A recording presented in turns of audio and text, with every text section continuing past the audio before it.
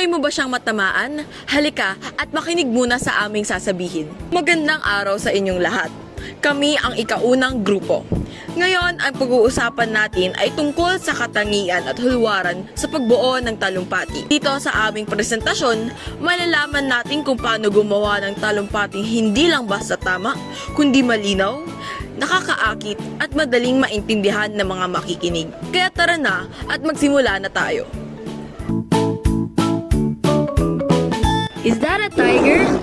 Number 1. Kamustahan? Ang talumpati ay dapat naglalaman lamang ng tama at totoong impormasyon upang mapanatili ang kredibilidad ng tagapagsalita. Mahalaga na ang mga datos, halimbawa at pahayag ay maingat na napag-aralan bago banggitin sa harap ng media. Gumamit ng mga wastong salita at panatilihing malinaw ang mensahe upang madali itong maunawaan. Number 2. Kalinawan. Dapat malinaw at maayos ang pagkakalahad ng mga ideya sa isang talumpati upang hindi malito ang mga nakikinig. Iwasan ang paggamit ng malalabong pahayag o mga salitang mahirap intindihin. Mas mainam na magbigay ng mga konkretong halimbawa at paliwanag upang mas maunawaan ng madla ang paksang tinatalakay.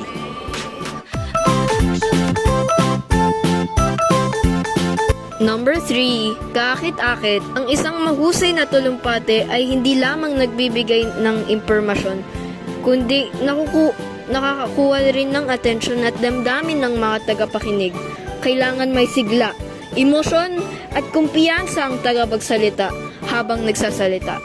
Sa ganitong paraan, magiging mas kawili-wili at kapani-paniwala ang kabuuan ng talumpati.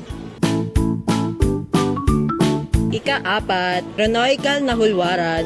Sa chronological na hulwaran, ang mga ideya ay inaayos batay sa pagkakasunod-sunod ng mga pangyayari o panahon. Ginagamit ito kung nais ipaliwanag ng mga pangyayaring may ugnayan sa oras o kasaysayan. Halimbawa, kapag nagkukwento ng karanasan o naglalahad ng proseso, mahalagang sundin ang tamang pagkakasunod-sunod ng mga pangyayari.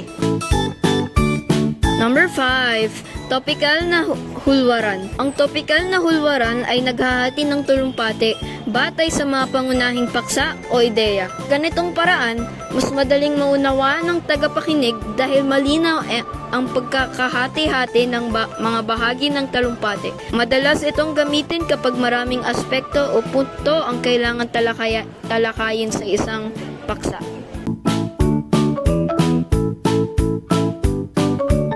Ika-6, problema, solusyon na hulwaran.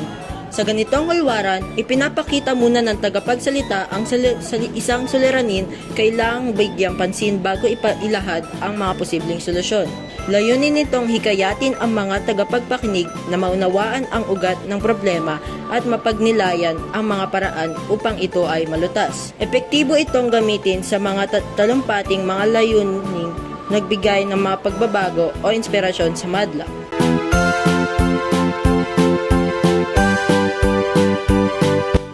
At dito nagtatapos ang aming ulat tungkol sa katangian at hulwaran sa pagbuo ng talumpati. Sana ay mas naintindihan nyo ang paggawa ng isang talumpating hindi lang basta tama, kundi malinaw, interesting, at makarelate sa mga makikinig. Maraming salamat sa pakikinig at Marami mo siyang makitang katawan! Oh my God! Inhuman reactions!